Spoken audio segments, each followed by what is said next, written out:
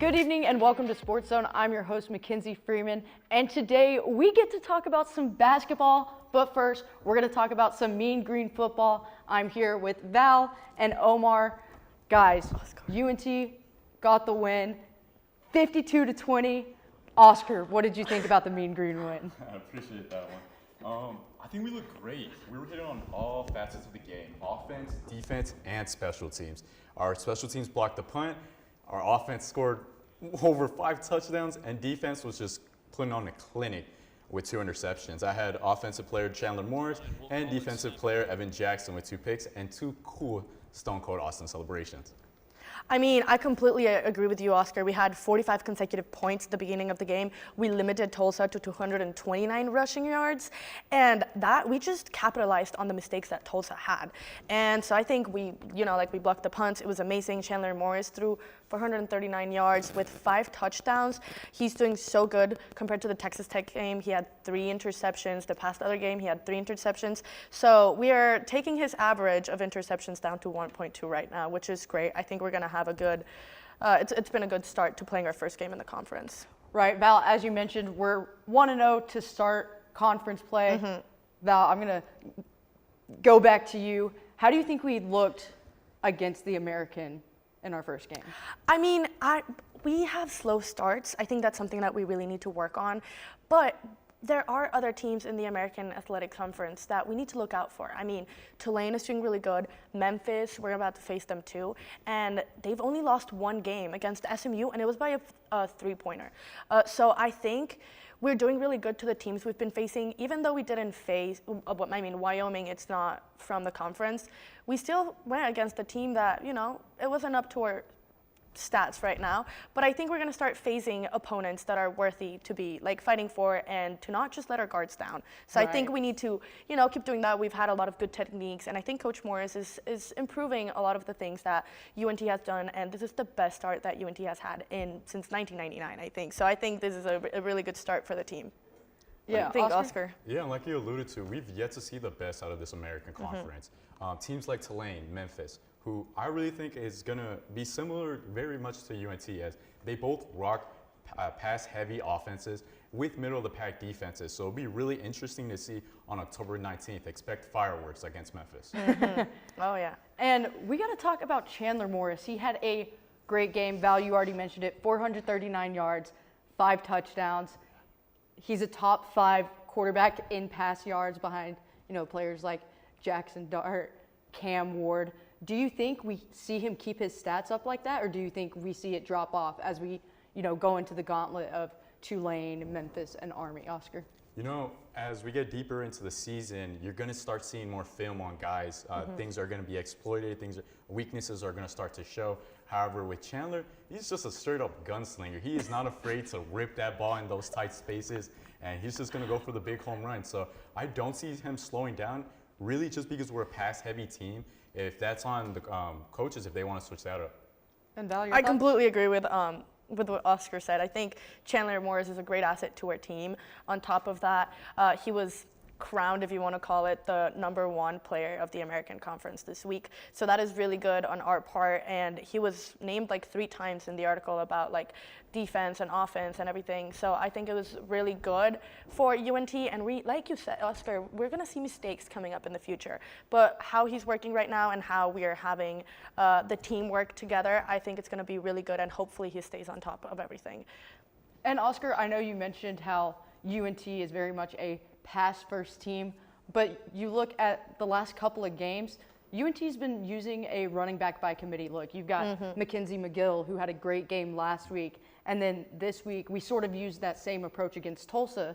Do you think we keep that up as the season goes on, or do you think, maybe Mackenzie McGill gets named RB1 while Price and Ragsdale are hurt? I absolutely think we keep rolling with the running back by committee. It has not, what's not broken, don't fix it, right? So that's what I keep saying. Sibley had 7 carries for 58 yards. No one else had more than that, and I think it should stay like that. As we have some running backs that all really have the same skill set. They're all 5'9".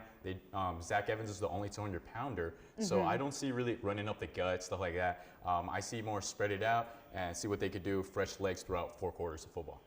I mean, I completely agree. Especially if we look at the game against Wyoming, they used the same tactic, and they spent like spreading the running backs across like a lot. And I think if they follow a similar strategy, they're going to keep rushing around a 200 average yard. And so Wyatt Young and Mackenzie McGill contributed significant plays to the game, and they contributed a 75-yard touchdown. It's amazing. And if we keep using this approach, we're going to have a great balance between the defense and the offense. And it just keeps all the running backs like warmed up in case of anything happening. So I think it's going to be a good call on the coach. Right, and obviously, offensively, UNT, stellar performance, game by game, obviously. Not against Tech, but consistently putting up 40 to 50 points against other G5 opponents. But one thing that we're struggling with consistently is our penalties. On average, we give up 60 yards per game due to penalties. This time against Tulsa, we had 14 penalties for 130 yards. Oscar, what's the solution to dealing with that? Well, that 60-yard average definitely went up, right?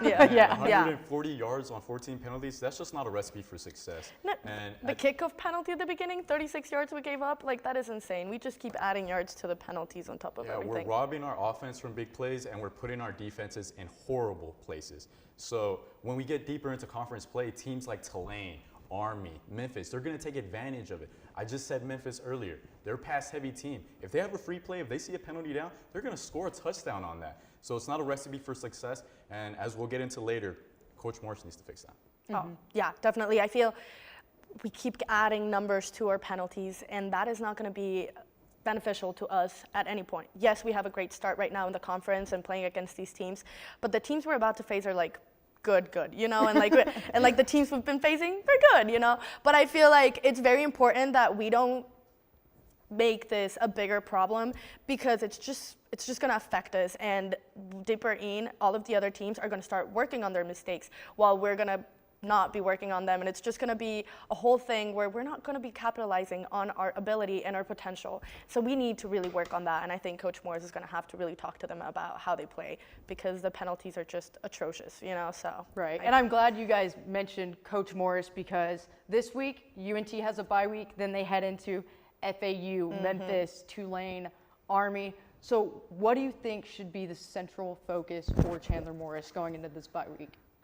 Clean up the defense and the offense. We need to have a better early execution. I was at the game, and the first 20 minutes, they were just so boring. I didn't know what was going to happen.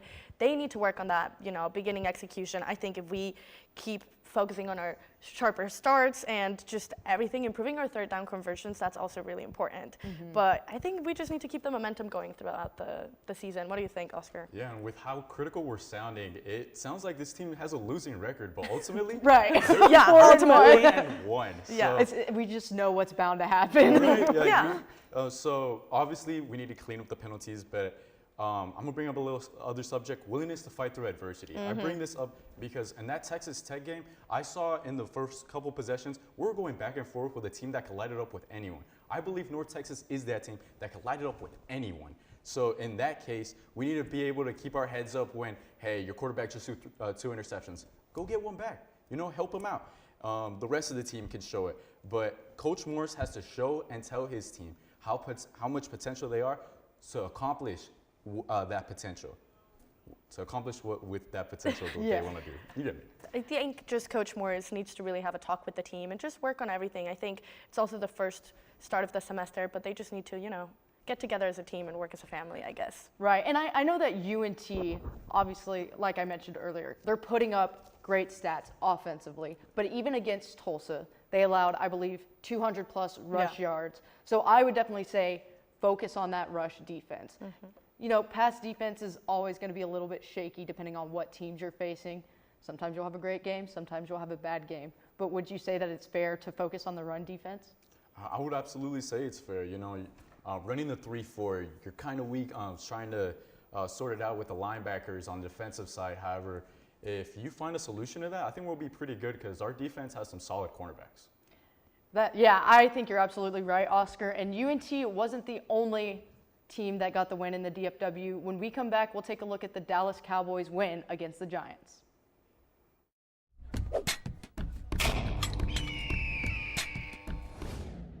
What does Talents do? So I am the Vice President of External Relations for Talents. That means that I basically oversee all the external committees. Our external committees entail our Model A, it's a Mean Green Machine. So they bring it to football games especially, so every game it's kind of there, every home game. The Model A is like a symbol of UNC pride, and it's a big tradition that we are so lucky to uphold and maintain. When people look at it, they see it, and they're like, oh, that's the Mean Green Machine. There must be a game today or something to ramp up school spirit for basketball, softball, volleyball, any of those things. We have amazing teams, so we just want to show school spirit for them. Bonfire Committee, which is in charge of putting together the bonfire every year for homecoming. It's kind of just a whole semester-long process up until Build Week that we have to put together and oversee and make sure safety regulations are followed and risk management is taken care of. Cannon Crew, which oversees and takes care of the cannon. They fire it at games, they take it to special occasions. Did you know you have access to video equipment like DVDs, video games, and cameras? That's right, you do. Come on down to Chilton Library and fulfill your media dream. Located on the bottom floor next to the student sculpture. Hope to see you there soon. Hey girl, you know you look good. I like the way you move and groove. I'm not sure.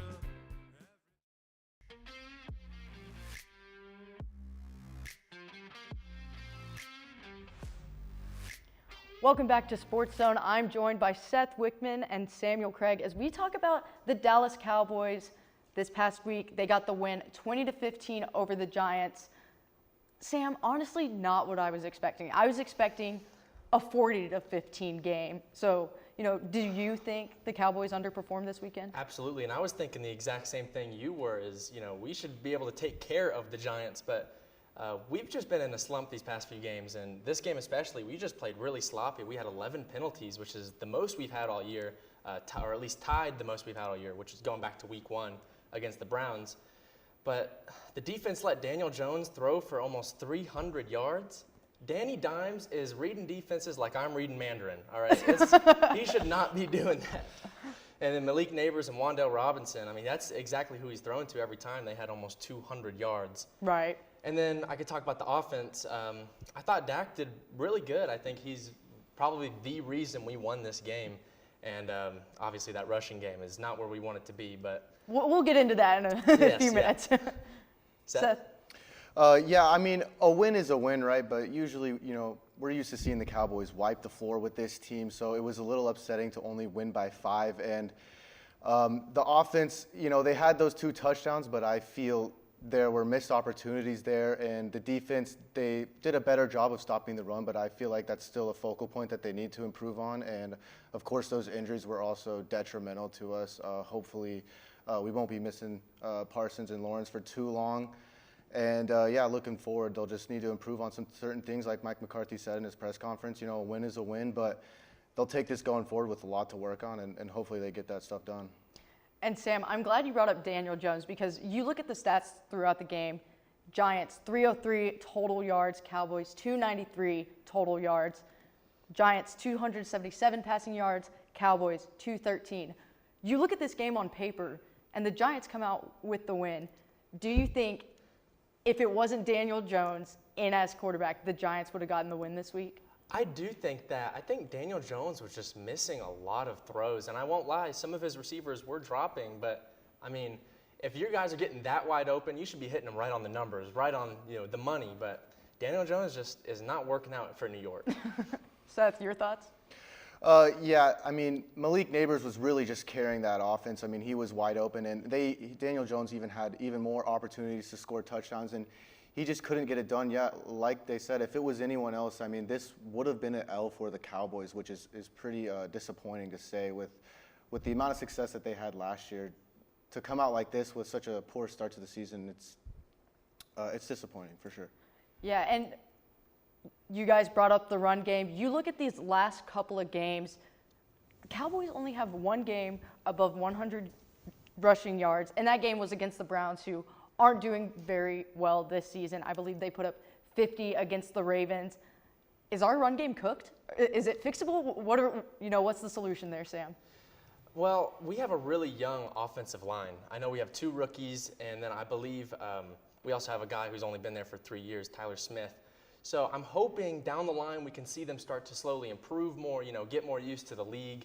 I'm sure they've already had their welcome to the NFL moment, but yeah, I'm just really hoping that they can start to develop and start getting our amazing running back duo some touches, because our running back duo is definitely not the best. Yeah, Seth, your thoughts? Yeah, the run game is something that definitely needs to be highlighted. Would like to see, this might be unpopular, but I would like to see more of Ezekiel Elliott. I feel like they brought him back for a reason, and he only had 5 touches last game. I feel like, we saw success with the Pollard and Zeke duo. I feel like if they got that going a little more with a 1A, 1B with Zeke and Dowdle, that could be an area where they could see some improvement in the run game, but only time will tell there. Right, and one of the main storylines of this game was Micah Parsons getting carted off late in the game. How big of an impact will that have on the Cowboys in their upcoming games, Seth? Yeah, that is huge. The defense has already not looked superb. They haven't really got up to the standards that they were set at this preseason. And Parsons out. Obviously, they've been struggling. Him being out is going to lead to even more struggles. I would like to see our second-round pick, Marshawn Nealon, step up in his replacement. But obviously, those are big shoes to fill. And to ask a rookie to fill those shoes is, it's almost, not saying he's not capable, but it's highly unlikely he'll be able to fill the role that Micah Parsons had. And we'll just have to see how it plays out. Yeah, like you said, those are really big shoes to fill. Micah Parsons is not only one of the best players on the team, he's one of the best players in the league. Mm-hmm. So him being out really means everything to this defense. If you guys thought Daniel Jones was cooking us, man, if Micah Parsons is out for a while, I'm really worried for how we're going to do. Yeah, their next game, I believe, is against the Steelers. That very well could be a losable game. Looking at the gauntlet, you've got the Steelers, then the Lions, and then the 49ers. I think you can see the Cowboys go 0-3 in those 3 games. Is that fair in y'all's opinion too? Yeah, I would say that's very fair to say. I know the Steelers specifically, their quarterback can run. Yeah. So, which is something that we haven't been doing good with. We did really good with the Giants, like you said. But, man, I am not confident at all in this team with these difficult teams coming up. And Seth? Yeah, I would have to agree. With the gauntlet coming up, I would say the Steelers is probably the most winnable out of those 3. But, yeah, Justin Fields is unpredictable. He'll run out of the pocket, and you saw what Lamar Jackson did to us with that similar style. Also, the Steelers have hurt the starting quarterback of the last 2 teams that they played. So I would be careful with Dak Prescott. They're probably not going to go 3 for 3, but if they touch my sweet baby boy, Dak Prescott, I will be very, very upset because without him, this offense really has nothing. He is really holding this team together. Him and CeeDee is really the focal point of what's going on, so yeah. And I like that you mentioned CeeDee Lamb because this is going to be a controversial take. I feel like he's definitely underperforming this season. I think against the Giants, he should have tore it up. He didn't. And then against the Ravens, he just almost wasn't there. Do you guys feel the same way about CeeDee? Feel like he's underperforming? Yeah, they made it a goal to get him the ball early against the Giants, which definitely helped us out. And obviously, he had that big explosive touchdown. And yeah, he had those attitude problems as well against the Ravens, but he's got that worked out. I think if they just force feed him the ball in the beginning and Dak and CeeDee really get their relationship locked in and they get their connection really going, he has the potential to do just as well as he did last season. Yeah, absolutely. And I think part of the reason we saw him not really perform as well as we might think, not really force feeding that ball, is Dak Prescott played pretty conservatively this past game. He only took 5 throws that were further than 10 yards. Last week, 17.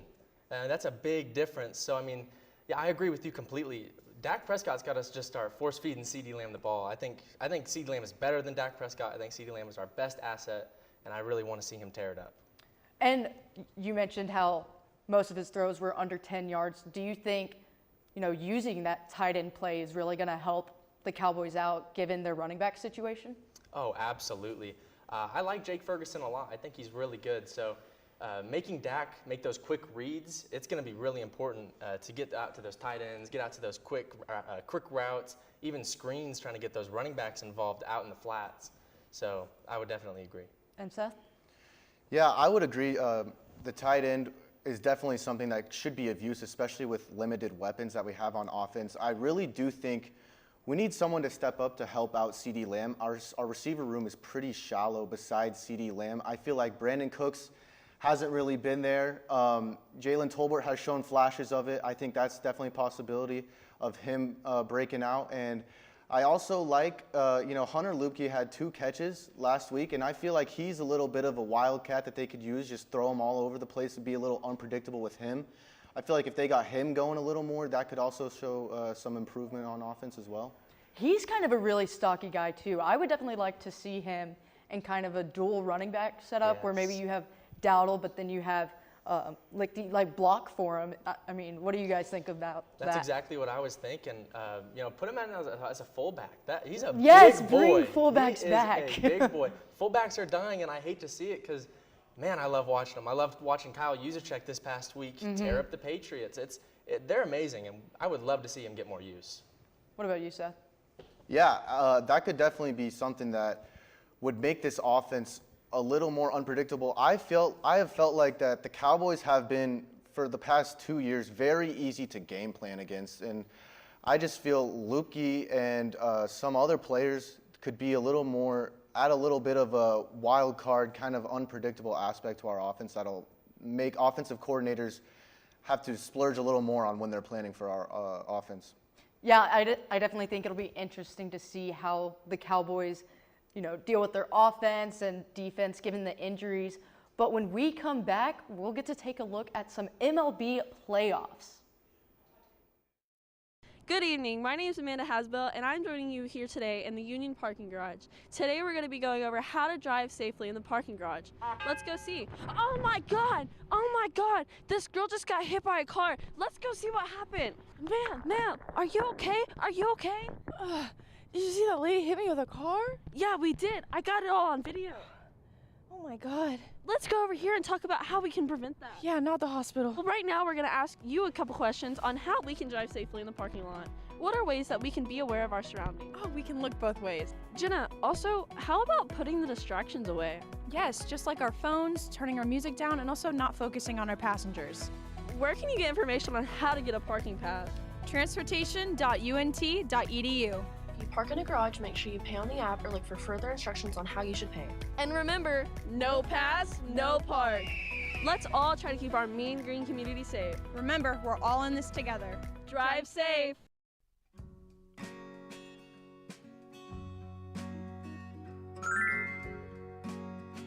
I'm here to rescue you. Oh, my prince. Not so fast.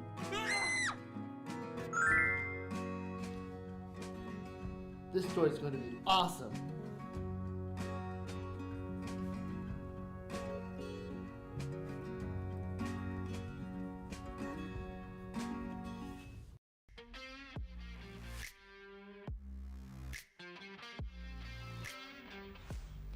Good evening and welcome back to SportsZone. I'm your host, Mackenzie Freeman, and the MLB playoffs are here. And here to talk about the MLB playoffs with me is Gabe Ife and London Stewart.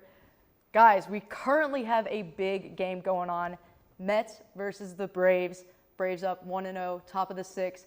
Gabe, who are you hoping to win that game? Honestly, for our buddy Jake Levine, he's from Charlotte, and he's a big Braves fan, so shout out Jake.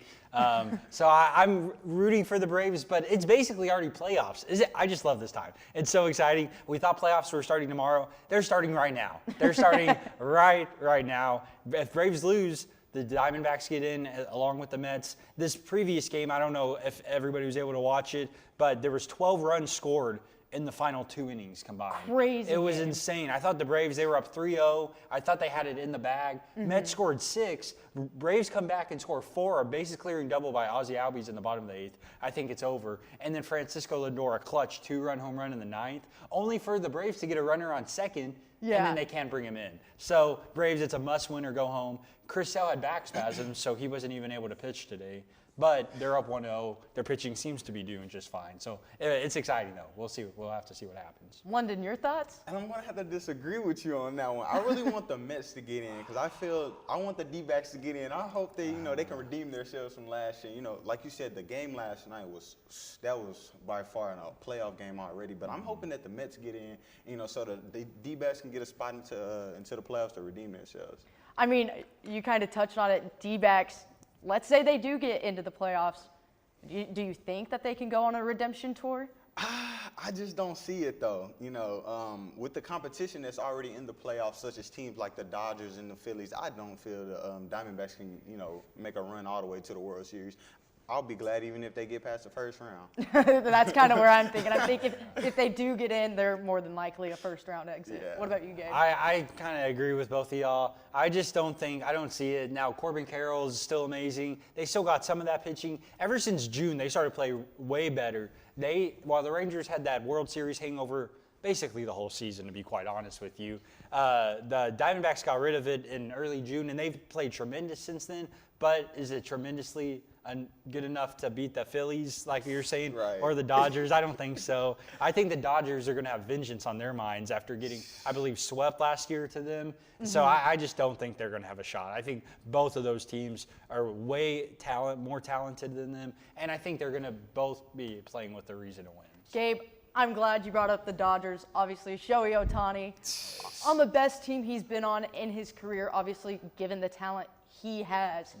Could this be the Dodgers' year and Shohei's first World Series win? This might be a little bit of unpopular take because Shohei Ohtani is the best player on the planet and maybe the best player we've ever seen. His 52 home runs, 51 home runs, 53 stolen bases. Absolutely the best season from a position player we've ever seen. Just imagine if he was able to pitch this year. But that, besides the point, I don't think he can. I don't think they will. Well, we have guys like Mookie Betts and Freddie Freeman that are just absolutely amazing.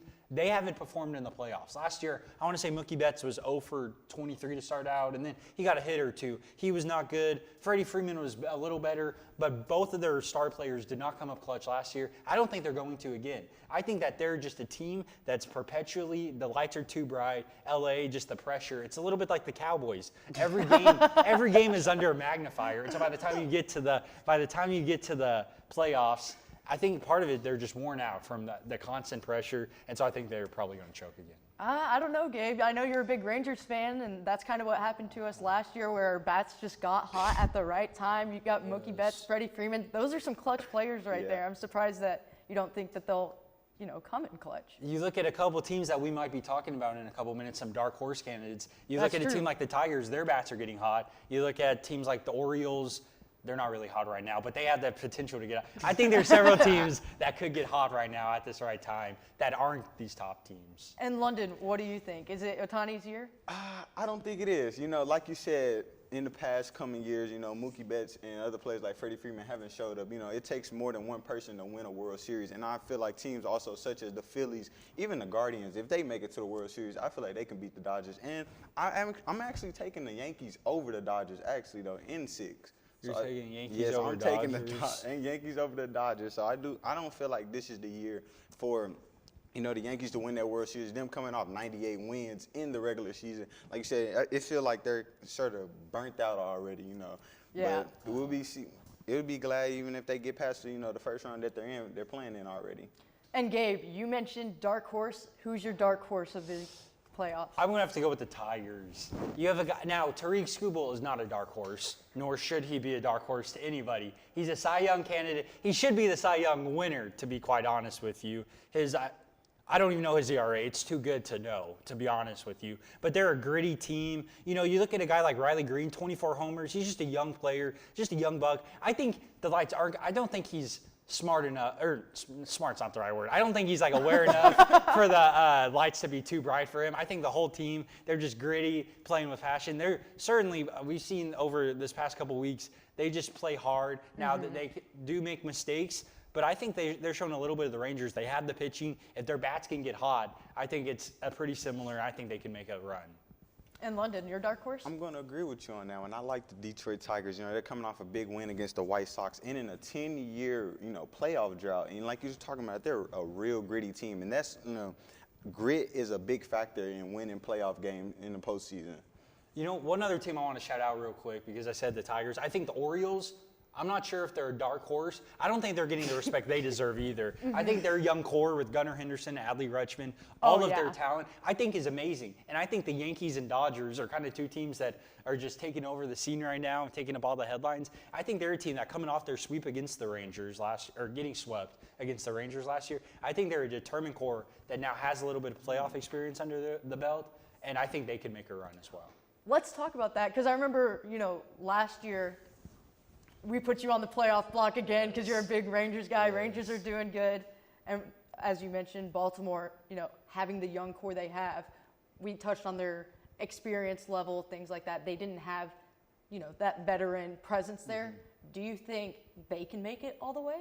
Well, you look at a guy like Corbin Burns, who's come in and pitched for them. He's been really solid. He was with Milwaukee the past couple years. Milwaukee has had consistent playoff experience. Now, they haven't always excelled, but now they have a proven starter that can come in, take them out, and say, hey, this is my game one.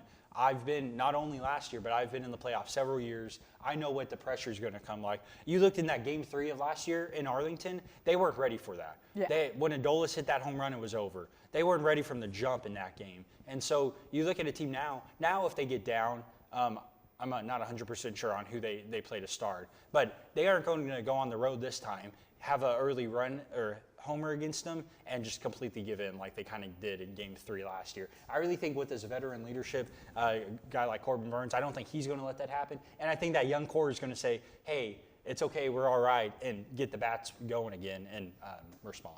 London, what's your thought on Baltimore? They're a pretty good team, but I feel like, the teams ahead are more talented than they are, such as the Yankees and the Guardians. And even they're playing the Royals in the first round. I feel like the Royals might even knock them off, coming off with them having that veteran presence with that experience, though, that may contribute a lot towards their, contribution in the postseason. But I feel like their strength of schedule is very tough for them to handle right now. Yeah, and I kind of want to get your guys' takes on this. Who do you guys think has the easiest road to the World Series? I personally think it's the Yankees. They get the first round bye. They have to play Baltimore, which I think that'll be one of the best series in the playoffs that we'll see. Even the World Series could potentially be worse than that second round playoff series. So what do you think, Gabe? I do agree with that. I think that series is going to be absolutely electric. It's a rivalry too, so I think tensions are going to be high. And that's going to be must-watch television right there. I would have to go back to the Philadelphia Phillies. So right now it's a little bit up in the air who they play because as we're speaking, the game hasn't finished, the second game. So we don't know whether it's going to be the Braves or the Mets or the Diamondbacks kind of fighting along with, I believe it's the Brewers. But I think regardless, they're better than the Brewers. And as they showed this year, they're better than their 2 in-division rivals in the Mets or the Braves. And so I really think they got a great shot to beat those 2 teams. I think that I just keep on saying the Dodgers are going to choke. I'm just on that bandwagon. So they might win one series, but I think once it gets to that NLCS, I think the Phillies have that experience and can take it over them. And so I really don't think, I think they have the best road to the World Series. What are your thoughts, London? And like you said, I feel like the Yankees have, the easiest route with them having that first round bye. I just don't see any teams that can match up with them in the AL. Teams such as the Guardians may come in and give them that competition. Also the Astros as well. But I feel like, with the momentum that they're carrying into the postseason, I feel like they can carry off that momentum and beat these other teams that are in the AL West, AL conference, and such as, the Dodgers, coming off. That's probably them and the Phillies. I feel like they'll give them the toughest competition, out of all the other teams. But if they get past them, the Yankees are just holding up a World Series trophy, marching down New York City. Yeah.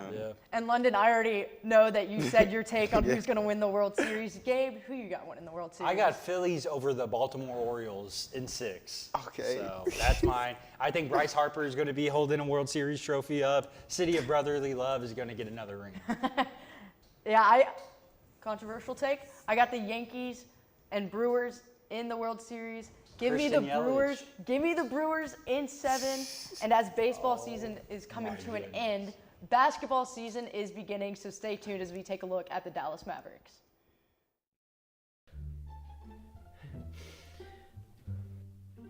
What's wrong? Are you stuck in your paper?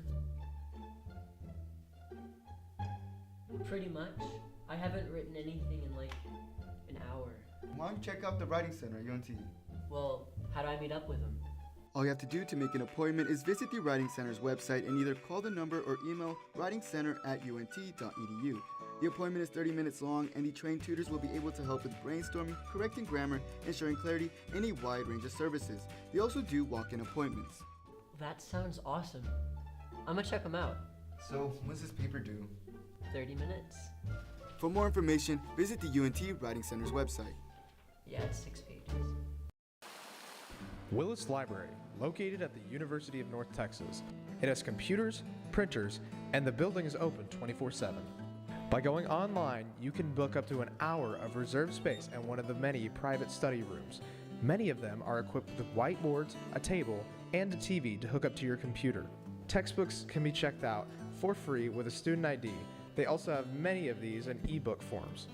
This is still a library, so always remember to be quiet and respectful of other surroundings, especially in certain places where talking is not allowed. For example, the 3rd and 4th floor are completely quiet.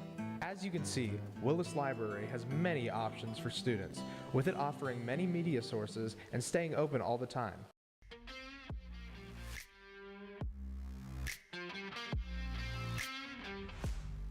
Good evening, welcome back to SportsZone. The Dallas Mavericks preseason starts in about 1 week, so here to take a look at the Mavericks before their season starts with me is Gabby Pippins and Nash Lowry. Guys, we got to talk about the biggest move in the offseason.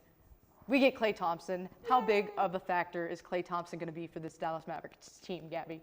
It's going to be huge. I mean, Klay Thompson is what's going to figure out or what's going to decide if we're going to make it back to the finals. And I think that's been decided. I mean, this is going to give this guy a fresh start, clean slate, away from Golden State, another off season to relax, rest, practice. I mean, they just had their media day. Seeing him in a Mavs jersey is unreal. But no, this is definitely going to be great. You know, I know after his injury, his three-point percentage has gone down a little from like the low to mid 40s to now it's like the mid to high 30s. But I'd be surprised if he ended the season with anything less than a 40% three-point percentage. I mean, this guy's got multiple years of playoff experience, 4 rings.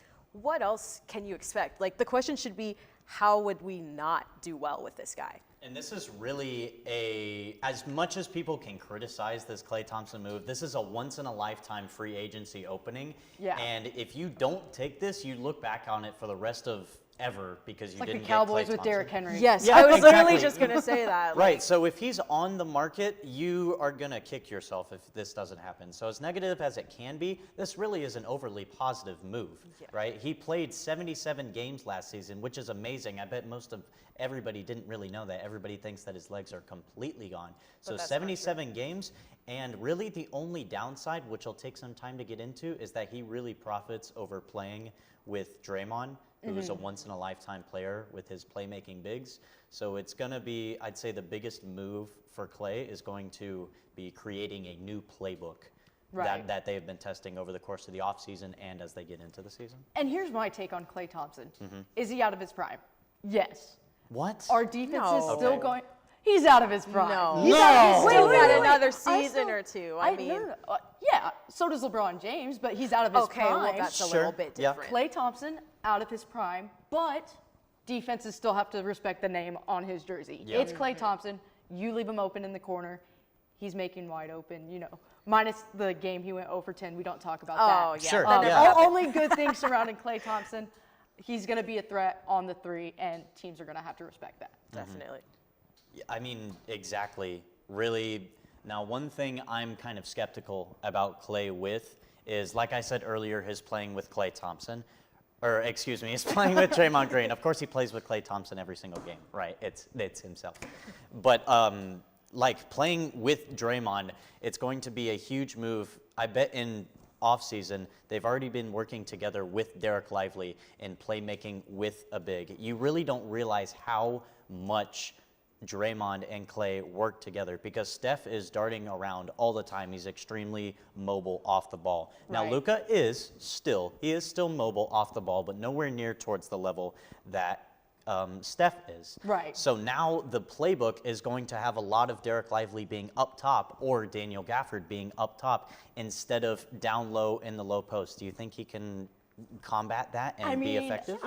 I'm glad you brought that up because I think the playmaking ability between Derek Lively and Klay Thompson will actually be huge. And I think given Derek Lively being his second season, Klay Thompson, well experienced, can't tell you the number of seasons he's in, but I think there'll be sort of a mentorship there, and I think they'll really enjoy playing with each other. Gabby, what do you think?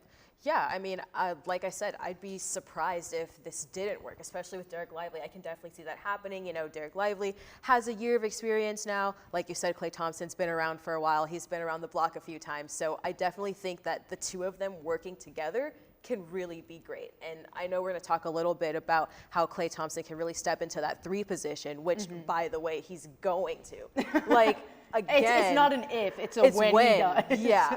But no, just bringing him to this team with superstar players. You've got Kyrie, you've got Luka, and then bringing him with this surrounded new bench. I think it's just going to be, I don't want to say perfect, but as close as you can get to that.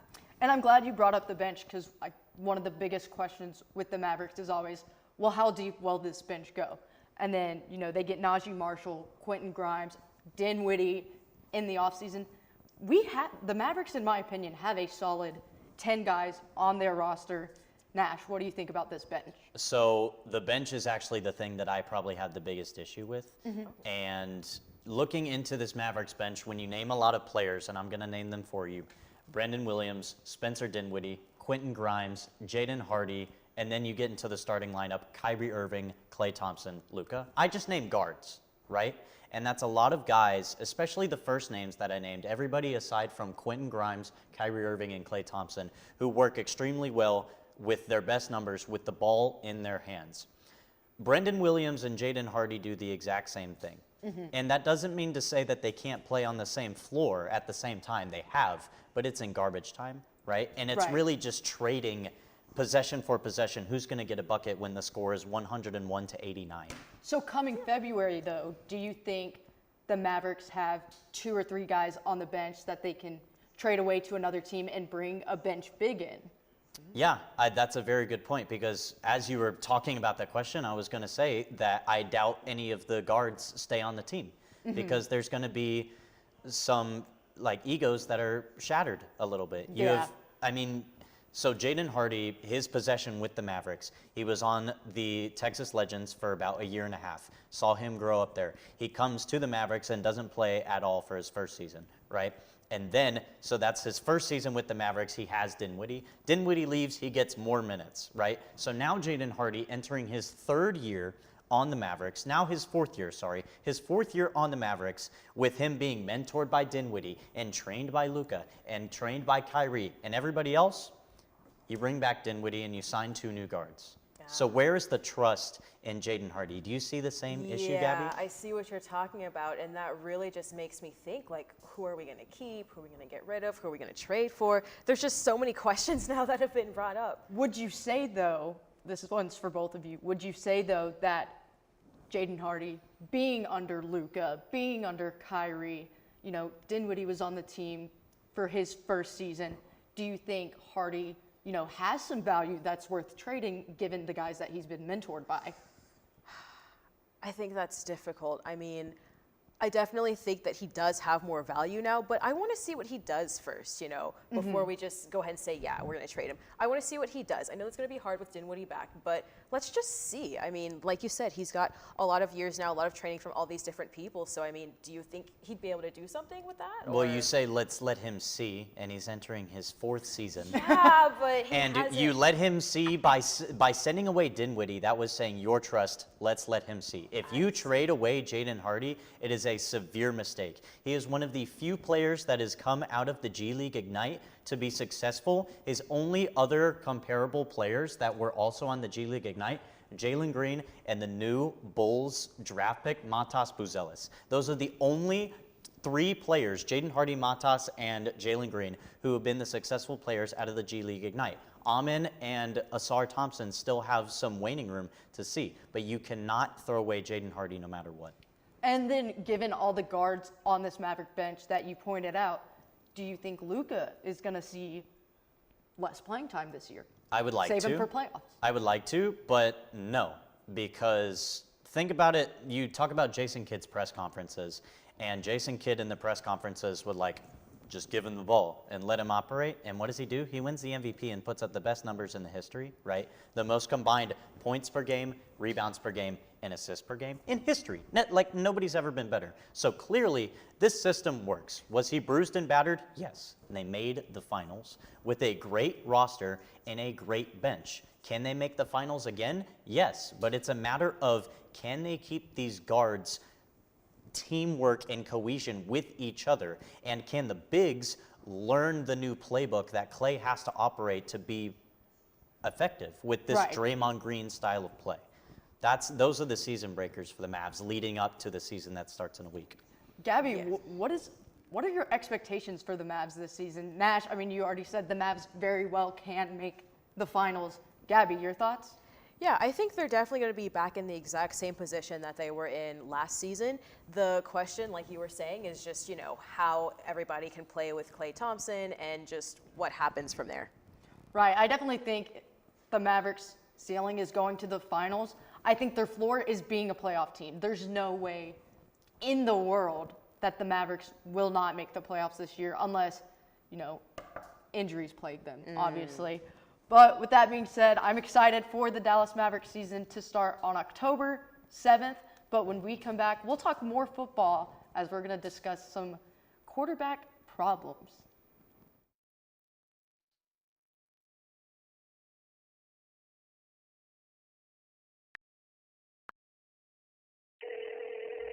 Hey Alex, this guy on the internet says he wants to give me money. That sounds suspicious.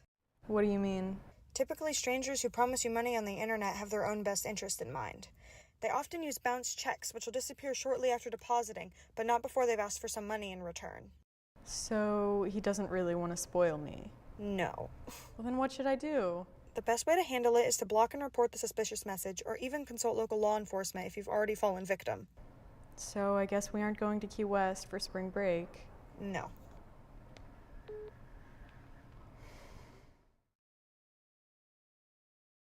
There's no harm in wanting to have fun while in college, but it's easy to lose track of how much you've had. Apps like Drink Control and Alkadroid can help keep track of your consumption and blood alcohol levels. If you or someone else does drink too much, the signs of alcohol poisoning are as follows: pale skin, vomiting, confusion, low body temperatures, irregular breathing, blacking out, and is hard to wake up or cannot be woken up. Dude, are you okay?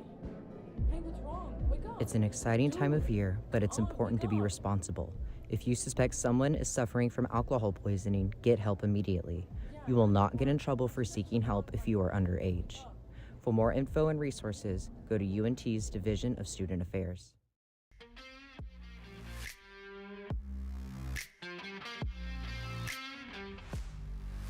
Good evening, welcome back to SportsZone. I'm your host, Mackenzie Freeman. And this season, we're seeing quarterbacks somewhat underperform. And here to talk about those issues with me is Isaiah Ortiz and Kenny Johnson. Guys, one of the biggest things that I think is making this an issue is we're seeing football kind of forget about the running back position, the fullback position, and makes it easy for defenses to read the offense because most teams are very pass-first teams. Isaiah, do you think the NFL has forgotten about the running back position? I don't think so. In fact, I think the trend is kind of moving towards more running backs because you look at this past free agency period, you had Saquon Barkley, Derrick Henry make immediate impacts for their team. So I think you see other teams in the future kind of look towards running backs in the future and say, okay, we kind of need these guys because these older running backs are making instant impacts. What future running back class like this year with some great running backs are we going to look towards to get our own superstar running back? So it doesn't look that great right now with other teams like our Cowboys, but the market's going back up. Kenny, your thoughts? Well, the same thing for me. I said kind of yes and no because the running back was always still going to be a very important position. It's always going to be valuable. Like you can look at the Cowboys, for example, like my counterpart just said. But however, the way things are, it kind of doesn't make sense to pay for an expensive running back. You see what happened with Zeke and you see what happened with Dalvin Cook. When you paid them, their legs gave out. So if you can get a guy like Isaiah Pacheco in the 7th round, I mean, that's a steal. Then also, too, we're also doing a lot of running back by committee. So, I mean, if you get a guy that can be your, short back, then you got a guy that can be also receiving back. I mean, you don't really have to pay for a big back. Right. Then two, people also don't realize we're in the rise of the mobile quarterback. We have guys like Lamar Jackson. We have guys like Justin Fields. We have guys like Josh Allen that are also, they add another dynamic to the running game. So I feel like, the running back, though, still is important. We still have, other elements. I'm glad you bring up the dual threat quarterback because, you get these quarterbacks who can run, who can throw. Obviously, you don't necessarily need to utilize the running back as much, but do you guys think that that's kind of a root cause on why these pass yards are going down is because more quarterbacks are able to run the ball? I do think it's definitely a reason, but I also just think that defenses are getting better.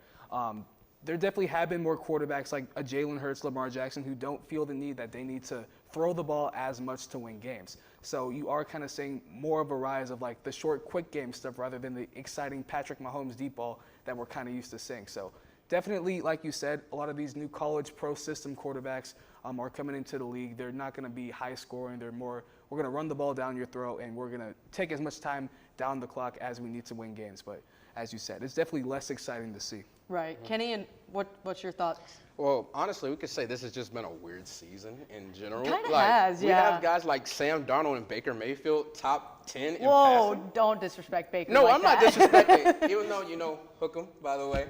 But but it's been a weird season, and, I also say this, too, people also don't realize, really the lack of the number one receiver's production has been kind of off this year. You have CD guys Lamb, like CeeDee Jamar Lamb, you have Chase, Jamar yeah. Chase.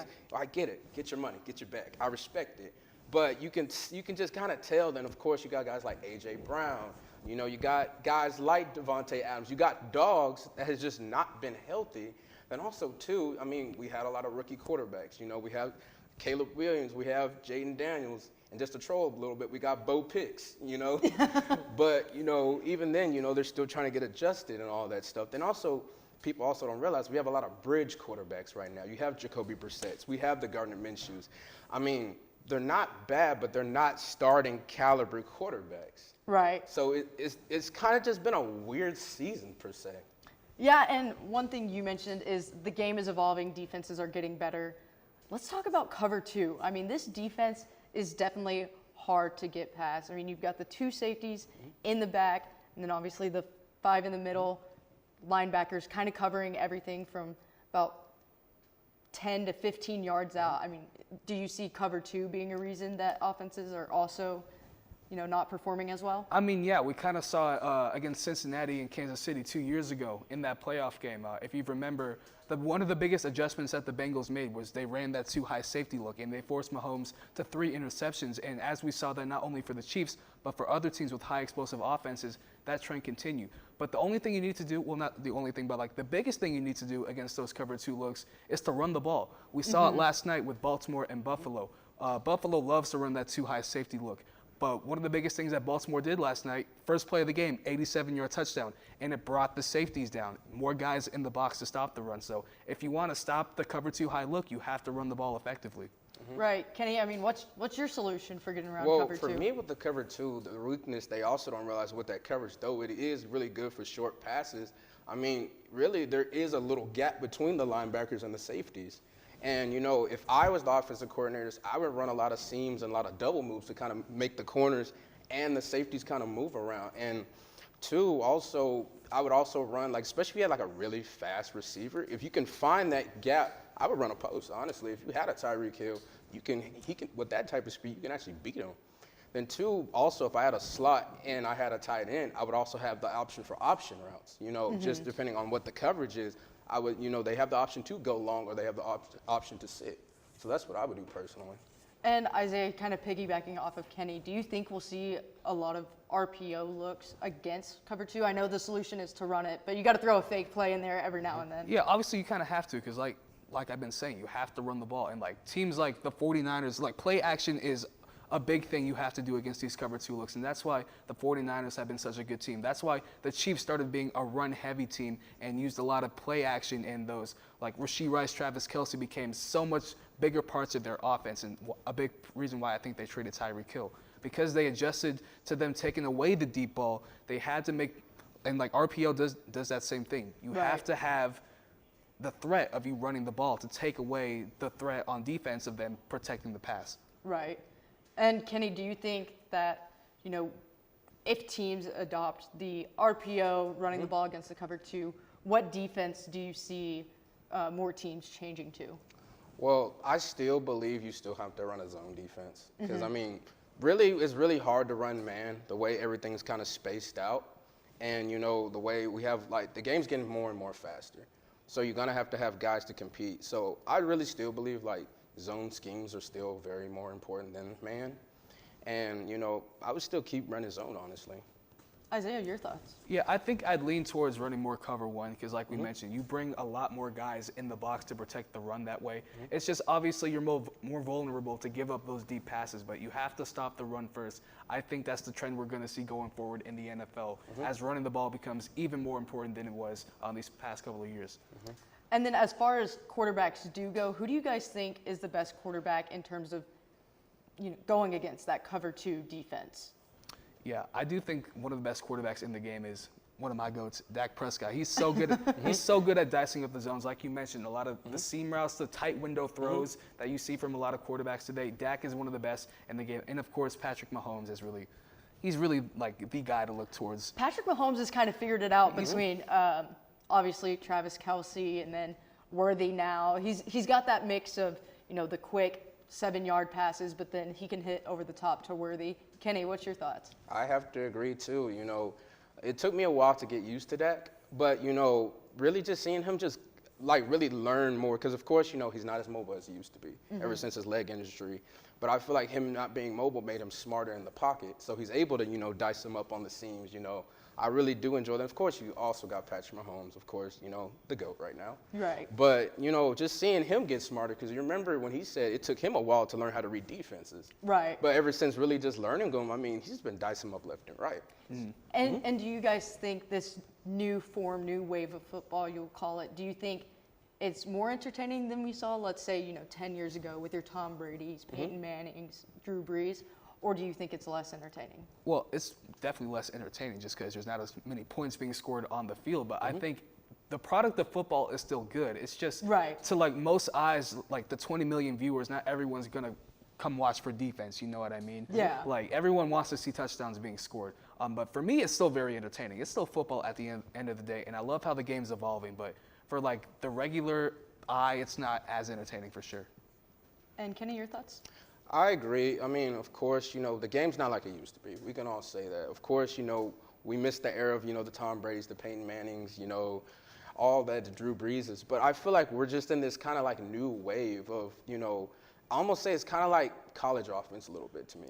You got the screens, you got, a lot of just like spread oriented, you got a lot of air raid mixed in. And, I really do enjoy it personally. It's entertaining, it's more creative, and it's fun. Yeah, I think we'll definitely see the game of football continue to evolve given, film and things like that. But that does it here today on SportsZone. If you'd like more behind-the-scenes content, don't be afraid to follow us on our socials at NTTV Sports. And stay tuned as North Texas Television's nightly news starts here in just a couple minutes.